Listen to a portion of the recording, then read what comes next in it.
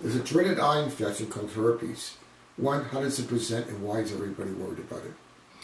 Well, there's two different types of herpes. There's herpes zoster and there's herpes simplex. Herpes zoster is actually related to childhood chickenpox, and it kind of lies dormant in the nerve roots. It can come out later on in life, particularly if you're ill, have a fever, or you're sick or debilitated, and sometimes the child will have a beginning of a rash. It's called a vesicular rash. There's little bumps, and it'll happen on one side of the face. Herpes zoster can be painful and before you even see the lesions. Another type of herpes, though, is herpes simplex, which is very much related to a fever blister.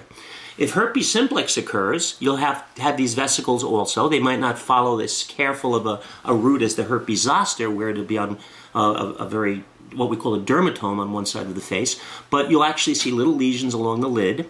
If these lesions, though, on the lid get into the child's eye, it potentially could cause what we call a dendritic ulcer, which is an actual ulcer on the cornea.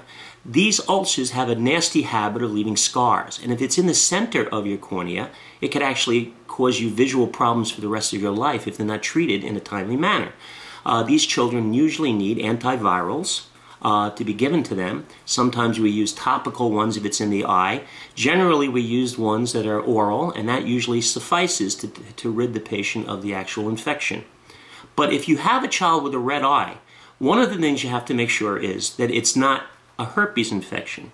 Some of these children, if they're given steroid drops incorrectly by an unknowing physician, they can actually cause a bigger spread of the herpes in the eye and cause more scarring. So you have to be very careful in these children not to use the inappropriate medication.